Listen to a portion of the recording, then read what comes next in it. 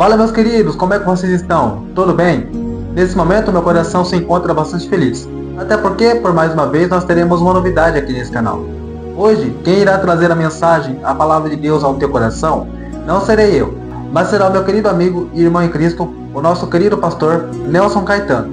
E esta mensagem que ele irá trazer é uma mensagem bastante especial, até porque ela foi gravada ali na Igreja Pentecostal Ceifeiros da Promessa, ministério ao qual nós fazemos parte. E eu tenho absoluta certeza que a partir deste momento Deus irá falar grandiosamente ao teu coração. Porém, antes de vocês ouvirem a mensagem do Senhor, eu gostaria de pedir alguns favores especiais e importantes para cada um de vocês. O primeiro favor que eu peço a todos é para que se inscrevam nesse canal, caso vocês sejam novos aqui. E é claro, também não se esqueçam de deixar o like aqui nesse vídeo. Eu digo isso por quê? Porque o like é bastante importante para o crescimento desse canal aqui nessa plataforma.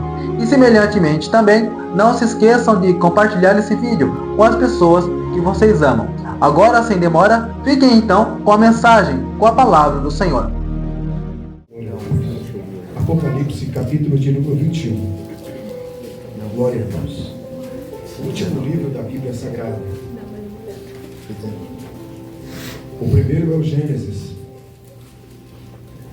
O último é o Apocalipse.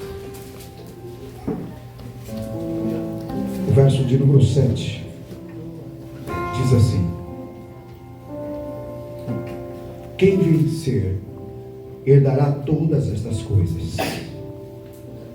Eu serei seu Deus e ele será meu filho. Vamos lá, mais alto. Eu serei seu Deus e ele será meu filho. O diabo ouvir. E ele será meu filho. Toma o seu assento. Glória a Deus. Deus seja louvado pela vida de todos vocês. Sem demagogia nenhuma, eu confesso aos irmãos que senti muita saudade dos irmãos. Muita saudade mesmo do carinho, do calor e da espiritualidade dos nossos irmãos em Cristo Jesus e desta comunhão. Eu vi o nosso pastor falando aqui acerca da clandestinidade da igreja. Hoje, não querendo botar em dúvida nossas autoridades que representam as leis legais do nosso país, nós chegamos a um ponto já de não entender aquilo que se tornou legal, aquilo que eles tornaram-se ilegal, tiraram a legalidade. Porque o que nos faltava era apenas um CNPJ, mas graças a Deus essa igreja sempre deu testemunho de Cristo Jesus. Glória a Deus. E por isso que 2 anos Cristo estendeu as mãos e segurou até aqui. Aleluia. Agradeço a Deus pela vida do pastor, que sempre orando por ele, pastor nosso, o nosso pastor, pastor Adilson, junto com ele a sua esposa, esposa Dalila, a qual dei testemunho lá na Europa, dizendo a sinceridade, a hombridade, o comprometimento em auxiliar as crianças. Glória a Deus. Porque as nossas crianças, os nossos jovens, os nossos adolescentes está sendo atacado com uma avalanche satânica e demoníaca através das redes sociais. E sem que os pais percebam, Satanás entrou de uma maneira tão grande dentro de diversos lares que para arrancar só muita oração e jejum. Também louvo a Deus pela vida dos meus irmãos obreiros que estão aqui atrás de mim. Glória a Deus. Pastor Zeca, presbítero, outro irmão, os músicos. Deus abençoe a todos de todo o coração. Não deixei de orar, porque eu sei que também vocês estavam orando pela minha vida. Glória a Deus. Como diz o apóstolo Paulo em Gálatas, capítulo de número 6, tudo que o homem plantar, ele também colherá. Então, como eu não sou doido e nem bobo, e sei que a palavra de Deus se cumpre na íntegra, eu oro por você, porque eu sei que você lembrará de mim. Aleluia. Amém? Louvado seja Deus. Queridos, eu quero nessa noite, em poucos minutos, trazer uma reflexão com os irmãos, uma breve reflexão. E quero desprender o verso 7 do contexto inteiro deste capítulo. Porque este livro é um livro que fala sobre escatologia. O que é escatologia? Eu vou explicar com calma o que significa isso. Dentro do campo da semática da teologia, significa passado, presente e futuro. Eles quer dizer que nós estudaremos ou estudamos aquilo que aconteceu no passado, aquilo que foi história, aquilo que atuou no presente momento, aquilo que está por vir no futuro. Mas hoje eu não quero falar de escatologia bíblica. Não li esse texto, não peguei este livro para falar sobre isso. Eu quero definir o verso 7 em algumas reflexões, apenas breves reflexões, para nós refletirmos como estamos na presença de Deus, como anda a nossa vida espiritual, a que nível nós estamos vivendo na reta final, se nós estamos verdadeiramente ao vapor que iniciamos, batendo os braços para chegar na margem, botar os pés na areia da praia, ou se já estamos no meio do percurso cansados, querendo entregar tudo, jogar a toalha para cima e naufragar e morrer afogado. Esse cálculo, essa análise, não sou eu quem vou fazer, é você que sentado aonde você está agora, é que vai se autoanalisar. Nós usamos uma técnica chamada psicanálise, que é analisar o psique, ou seja, a alma do indivíduo. Mas hoje não quero aqui analisar se você está em depressão, analisar se você está bem, analisar se o casamento está legal, analisar se a vida espiritual está boa, analisar se você está sorrindo, se você está chorando, nada disso. Esse autoanálise você irá fazer, porque se tem alguém que conhece melhor você mesmo, segundo diz o apóstolo Paulo, é o espírito do próprio homem, não é o discipulado. Paulo vai dizer em 2 Coríntios, capítulo de número 2, verso de número 10, ele vai dizer que o Espírito de Deus conhece a mente de Deus. Ele está dizendo que assim como Deus é Deus, o seu Espírito conhece, ou seja, o próprio Deus se conhece, sabe como está, porque haja vista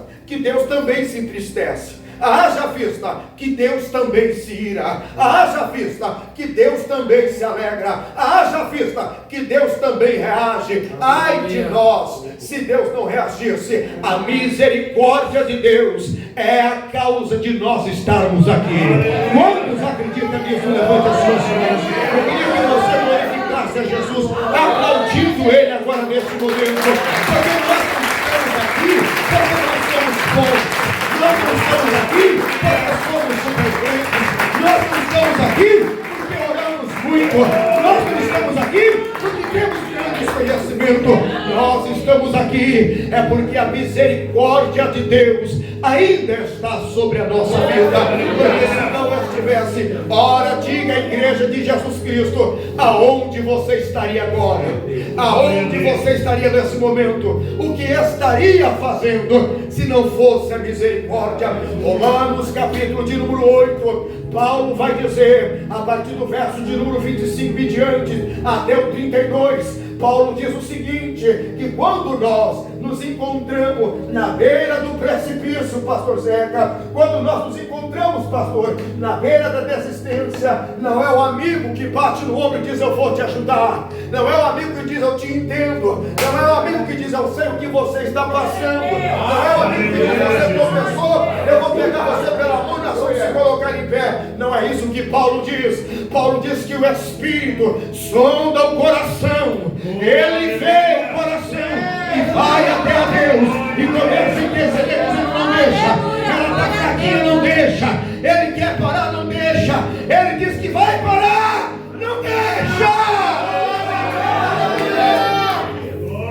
Ele, dentro dessa onisciência, dentro dessa onipresença, porque nem sempre o marido está do lado na hora da dor, nem sempre o pastor está perto no momento do desespero, mas existe um que no momento da dor, glória a Deus, aleluia, Jesus, da aflição, não abre mão de você, é o próprio Espírito de Deus. Eu quero desprender esse texto que nós lemos, esse verso do contexto, porque se eu for contextualizar, João está tendo uma visão de como será depois de que tudo acabou, depois que cumpriu-se o processo da tribulação, depois que cumpriu-se o processo dos 1000 anos, depois que Satanás e os seus demônios e os que estavam no inferno foram retirados do centro da terra, foram para o lago de fogo que Deus criou, e lá foram transportados.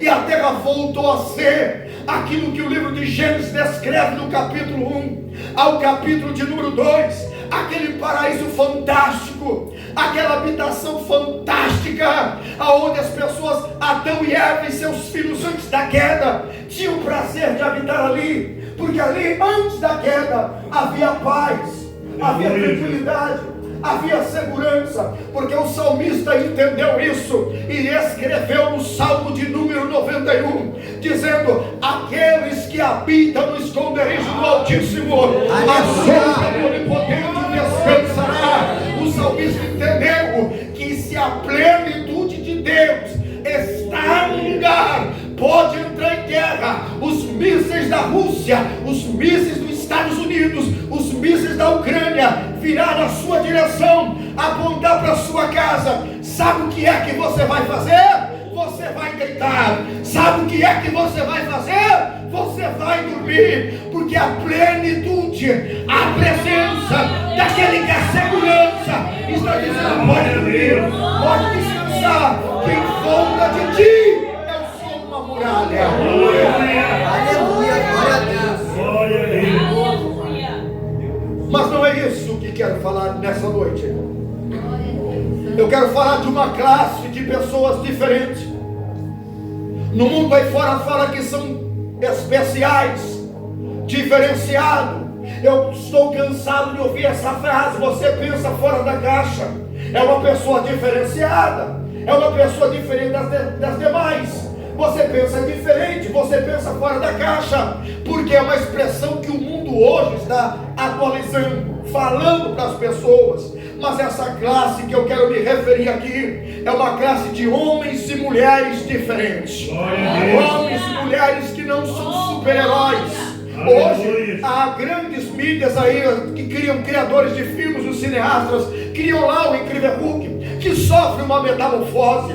Pisou no dedinho dele, sai de baixo, vai tomar pancada, porque Adolf Hitler, ele vai ficando inchado e fica verde, e de repente derruba placas de concreto, tanques de guerra. Por quê? Porque sofre uma mutação. Mas aquilo é no filme. Lá vem o tal do Capitão América com o seu escudo que nada é imbatível, não toma tiro, atira de fuzil a R$15.60 e não atravessa e ele não morre. Mas isso é lá no filme, e ele se quebra todo e se levanta. Lá vem o Homem de Ferro. Isso é coisa da Marvel, isso é coisa do cineasta, dentro de uma realidade nua e crua. Não é assim que as coisas funcionam,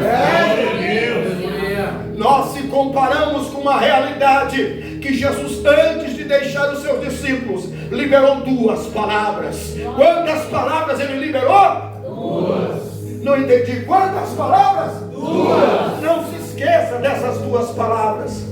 A primeira palavra está no Evangelho que João escreve, capítulo de número 14. Ele disse: no mundo tereis aflição. Ele está dizendo: o mundo se tornou o pior lugar para vocês habitarem. Aqui nesse lugar, aonde vocês colocarem a planta de vossos pés, será um campo minado. A hora diga que no nosso Brasil não está assim. A violência tomando conta, tantas atrocidades, tragédias acontecendo. Nós estamos vendo os governantes investirem milhões e bilhões em o quê? Em segurança pública. Mas parece que está fazendo o quê? Enxugando gelo, enxugando gelo, enxugando gelo. Eu falei para um policial, eu disse: é uma pena.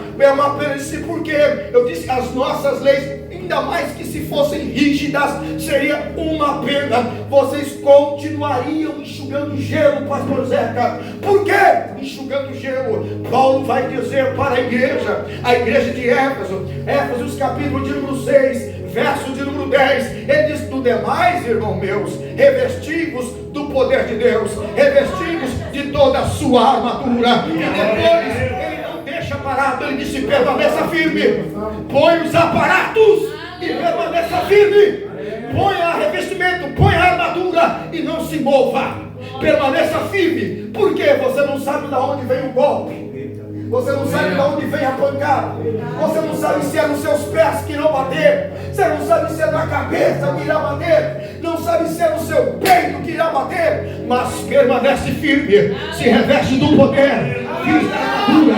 Fala comigo, irmão. Se reveste. Se reveste. Se reveste porque você não sabe de onde vem a pancada.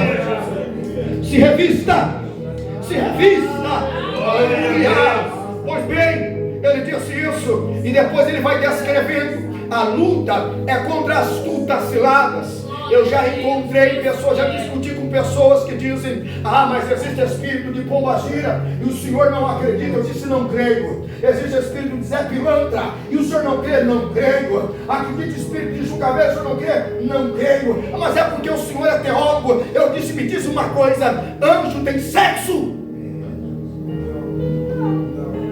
Sim ou não? Não. Então por que deram a ele o nome de pombagira?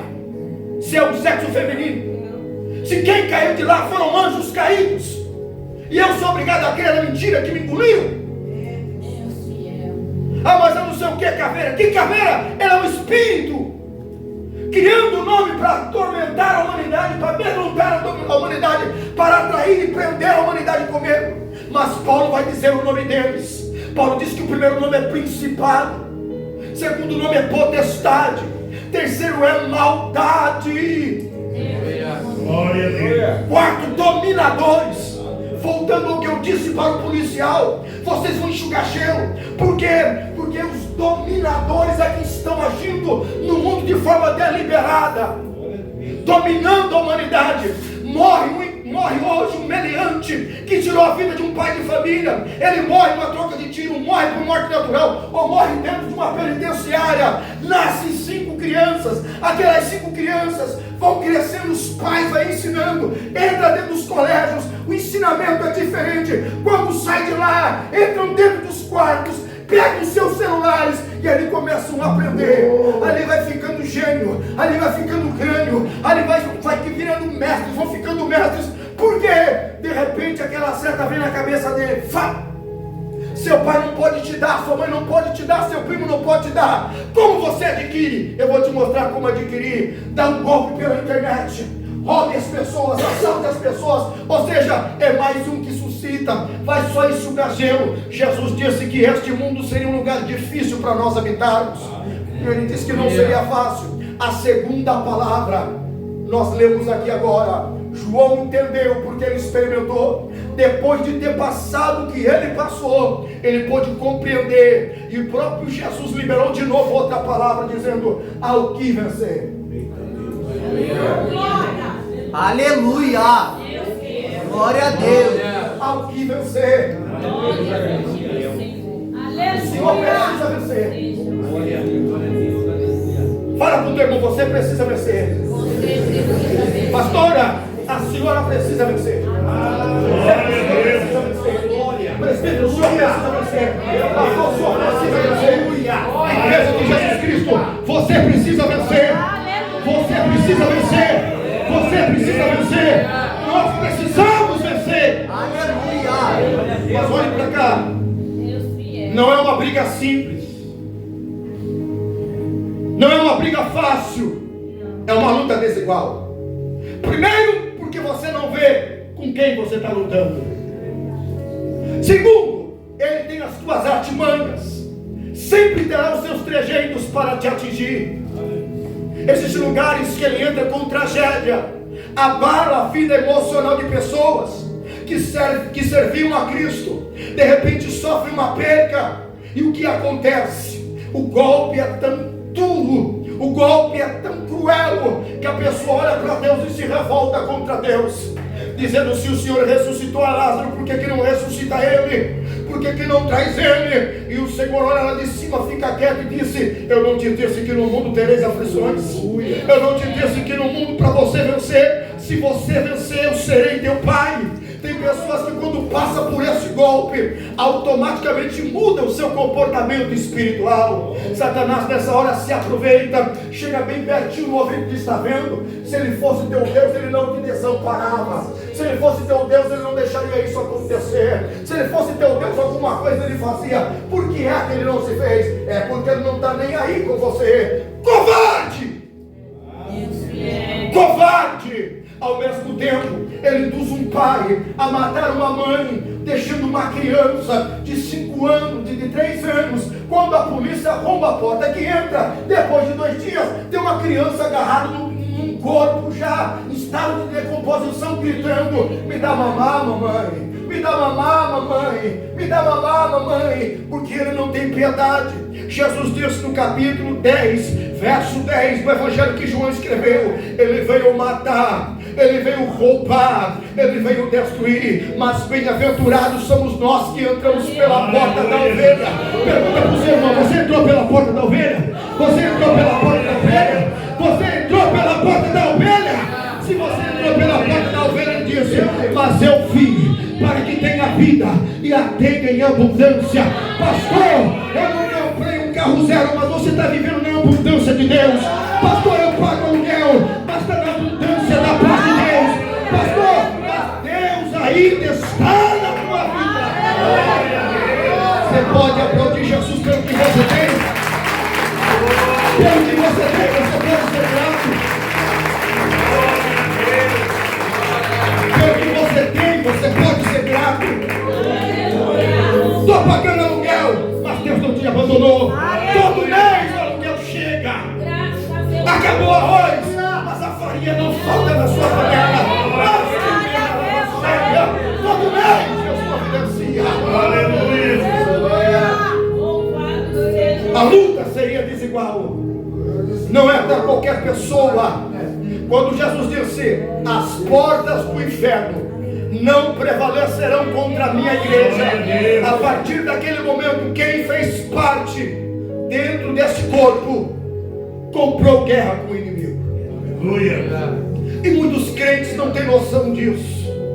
Muitos crentes não têm consciência disso e acabam trocando Jesus na primeira adversidade que passa. Aqueles que trocam Jesus porque estavam bem empregados e de repente as portas se fecharam. Estava tendo um bom resultado financeiro e de repente isso parou. Aqueles que trocam Jesus porque a esposa disse: se você continuar indo para a igreja, eu me separo de você. Ele abre mão de Cristo para ficar com a esposa e no final perde ela e perde Cristo também. Tem aqueles que dizem: quer saber de uma coisa? Sofre pressão na escola, no colégio, no meio dos amigos, sofre perseguição e não aguenta e querem ceder, querem se tornar iguais à sociedade. Jesus disse: ei, a partir do momento que você fez parte desse corpo, você pode ter um inimigo chamado Satanás, mas existe um céu inteiro que está lá em cima dizendo: você não está sozinho, você não está sozinha, eu estou do teu lado. Aleluia. Ao que vencer, eu serei seu Deus e ele será meu filho. Nem todos podem considerar-se filhos de Deus, porque nem todos querem passar. Eu costumo dizer que nós vivemos uma época onde infelizmente as pessoas estão se esquecendo que o Evangelho de Cristo Jesus tem a necessidade de maneira constante nesta terra, escute, de maneira constante nesta terra, permanecer-se firme na sua posição. Eu me lembro de um texto no livro de 1 Reis, se não me foge a memória, a Bíblia vai nos dizer, Bruno, que um certo homem olhou para a vinha de outro homem e desejou ter ela. Ele tinha milhares. Aquele homem tinha uma autoridade muito grande. Aquele homem era temido, não por ele, mas pela mulher que ele tinha. Seu nome era Jezabel. Infelizmente, aquele homem olhou para a vinha de Nabote e disse: eu preciso ter, quero ter, preciso ter, vai ser minha, não me interessa. A maldita inveja olhou para a vinha de Nabote, chegou em Nabote e disse: quanto você quer pela propriedade? Quanto você quer? Diga seu preço. Dinheiro eu tenho, tu sabes quem eu sou o rei Acabe, tu sabes que dinheiro comigo não é problema, eu pago 3 vezes o que vale, mas eu preciso dela. Ele disse: Nabote, a minha vinha não tem preço, não vou negociar, para por aqui, não tem conversa, não aceito a tua proposta. Por quê? Porque foi meu pai que deu. Foi meu pai que deu. Foi meu pai que deu. Olha, porque está do seu lado e fala: não negocie a sua salvação. Não negocia. Não negocia. Está difícil, mas não entrega. Está difícil, não aceita a proposta. Está difícil, não regula. Está difícil, abre a mão. Mas não negocia. Filho é aquele que honra o pai. Jesus disse: no mundo tereis aflições. Eu começo a ver de lá para cá e vou narrando as histórias para terminar. Eu vejo os apóstolos começando a igreja. Não começou debaixo de muita bênção, não. Nós lemos o capítulo 3, aonde o Espírito desceu, a profecia do derramamento se cumpriu, renovação, batismo com o Espírito Santo. Irmãos, nos dias que nós estamos vivendo, aqui mesmo nesse meio, Jesus, quantos foram batizados com o Espírito Santo? Quantos falavam línguas estranhas? Hoje já não falam mais. Aquela prova arrancou sua língua, aquela prova deu um nó na sua boca, aquela calúnia te parou, aquela prova ministerial parece que fechou seus lábios. Mas hoje, no nome de Jesus, levante as mãos, levante as mãos, levante as mãos, no nome do Senhor Jesus, no nome do Senhor Jesus, eu libero novamente para você nessa noite, como ministro de Deus, o renovo espiritual. Vai voltar a falar línguas estranhas, vai voltar a falar línguas estranhas, será restaurado e renovado em nome de Jesus. Você pode aplaudir Jesus nessa noite?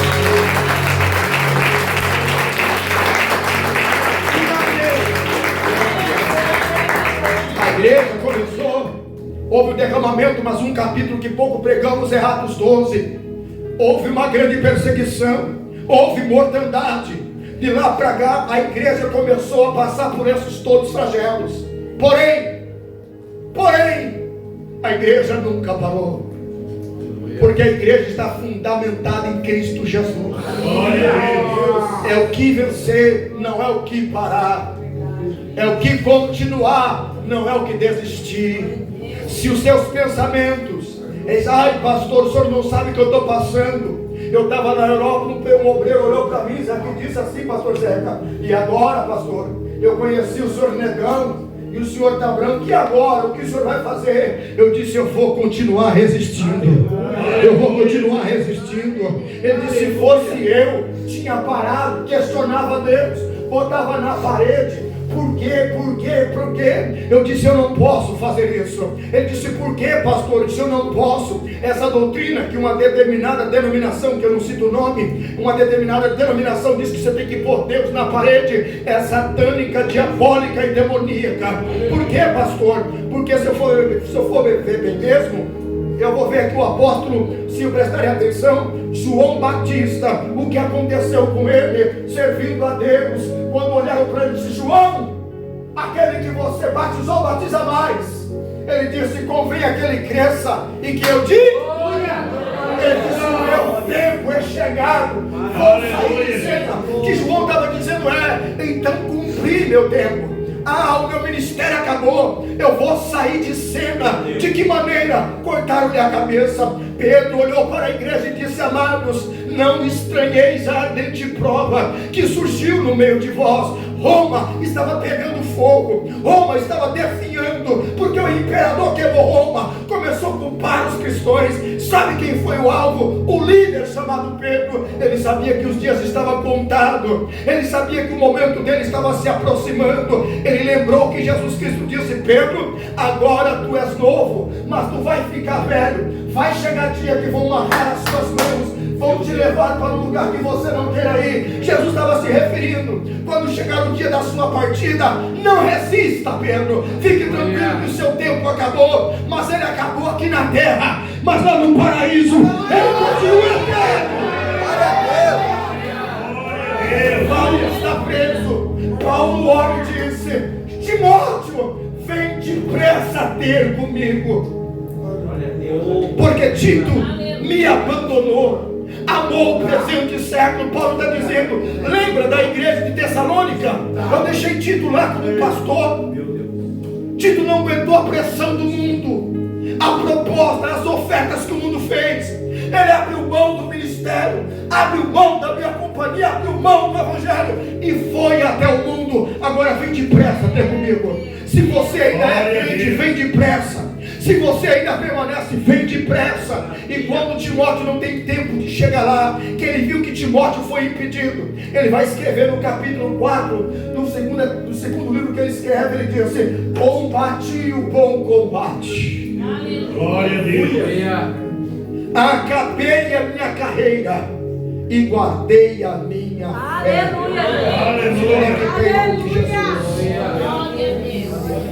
Combati o bom combate. Acabei a minha carreira. Guardei a minha fé.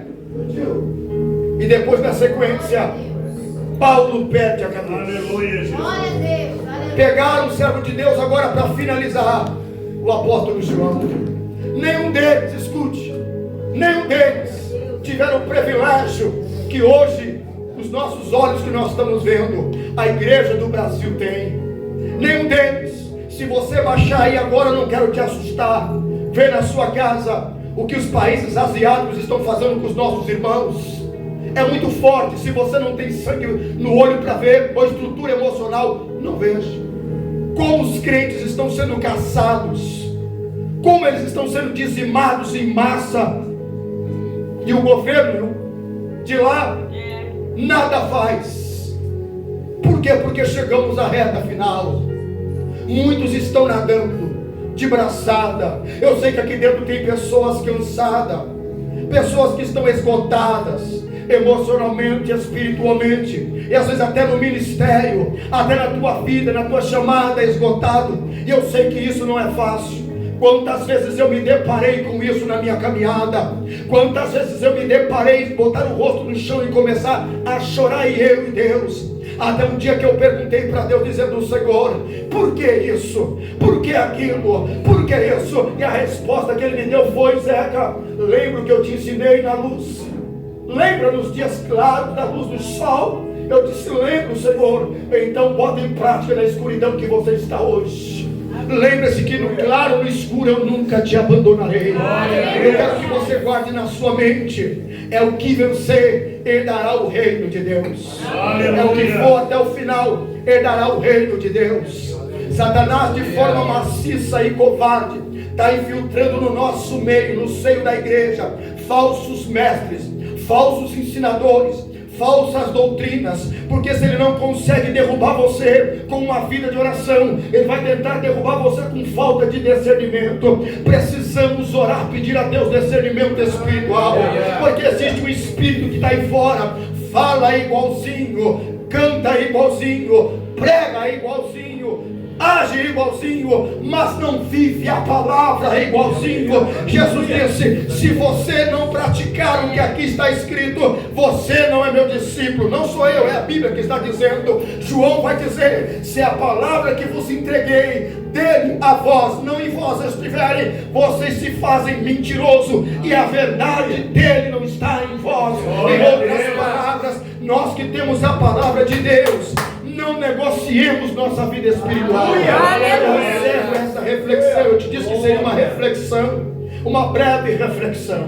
Eu ainda estou vendo o fuso horário do Brasil com a Europa, e não é fácil emocionalmente, mas eu encerro essa reflexão para dizer aos irmãos: não negocie a sua salvação. Glória a Deus, aleluia. Golpes virão. Daqui para frente, a igreja de Jesus escreve: enfrentará atrocidades e dificuldades, mas que você possa lembrar da mensagem de hoje, em quem você deve estar firmado, com base em quem você tem que estar apoiado.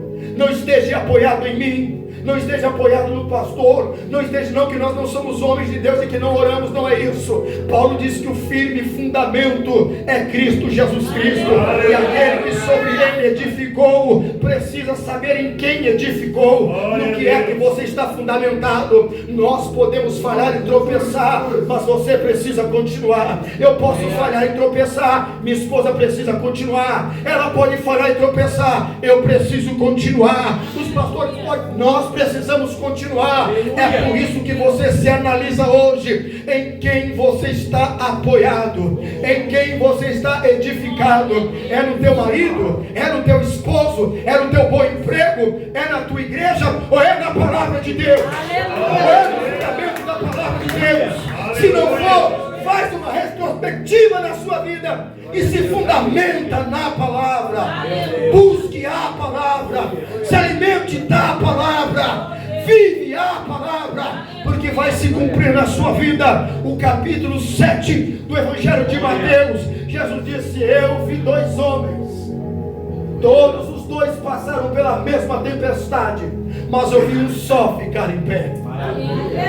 Eu acredito que alguém deve ter perguntado: quem ficou em pé, pastor Zeca? Se eu estou lá na curiosidade, eu dizia: mestre, quem ficou em pé? Ele disse: aquele que soube aonde construiu a sua casa, aquele que construiu sobre a rocha, aquele que construiu sobre a rocha. Aonde está a rocha? Está no culto de ensinamento. Aonde está a rocha? Está na escola bíblica dominical.